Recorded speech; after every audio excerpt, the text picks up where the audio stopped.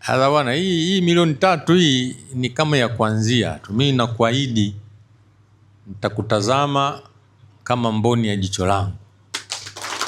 Kwa hiyo yani wewe ukiona tu kuna lolote unalolihitaji kutoka kwangu la likusaidie katika kupasua elimu yako, wewe nitwangie simu au waambie walezi wako au nitwangie simu, mimi nitaona cha kufanya. Kwa hiyo leo hapa tumekuja tu kumpongeza wale wenye taasisi zinazofanana na hii ya KEF kwa kutoa huduma au misaada. Tuwashike mikono vijana wetu, wananchi wetu wenye uhitaji, ili ndoto zao ziweze kutimia. Tulikuwa na hafla ya kumpongeza kijana wetu kutoka kule Tunduru, kijiji cha Amani, shule ya msingi Amani, ambayo shule ya aliyosoma kijana kata ya Lukumburo. Huyu ni kijana, ni miongoni mwa vijana nchini ambao wamefanya vizuri kabisa katika mtihani wao kidato cha 6 na ameingia katika 10 bora. Tena huyu wa kwetu yuko katika ufaulu wa juu sana. Kwa hiyo ni mkuu wa mkoa amechukua jukumu la kumpongeza huyo kijana, kwamba kijana huyu hakwami sehemu yoyote, anafika kule anakotaka kwenda kutimiza ndoto yake. Hivi ni wito kwa wazazi wengine ambao wana watoto kama hawa, wasikate tamaa, na hili liwe tumechukua kama funzo kwamba watoto hawa wanazo ndoto, lakini tukiwabeba na kuwasaidia kwa wanaweza katimiza ndoto zao, wakafika mahali ambapo wasiwe tena mzigo kwa mtu mwingine, baadaye akajiendeleza akafika kule anataka kufika.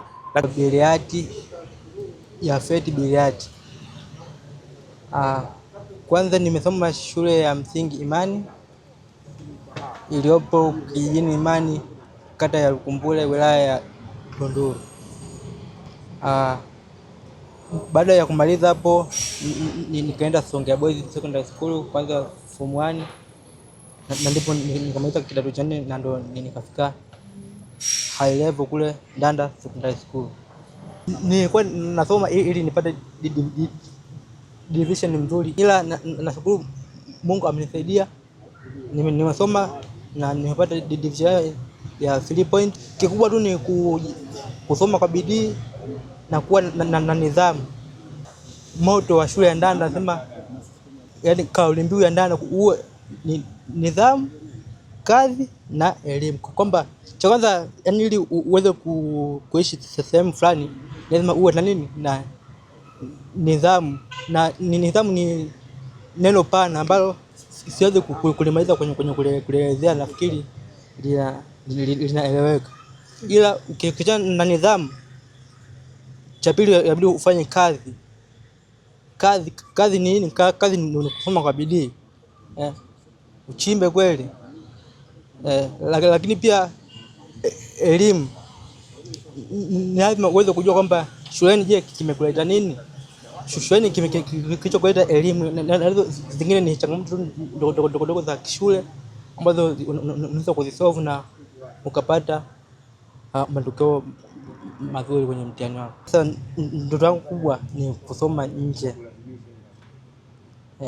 Hiyo ndo ndoto yangu kubwa kwa muda huu, na ningeomba kama mashirika mbalimbali na hata serikali ilitambue hili na iweze kunisaidia mimi nifikie hatua niwezeshe na mimi kwenda kwa sababu najua uwezo wa mimi kama mimi kujitoa nje huo haupo, na mimi nitafanya vizuri.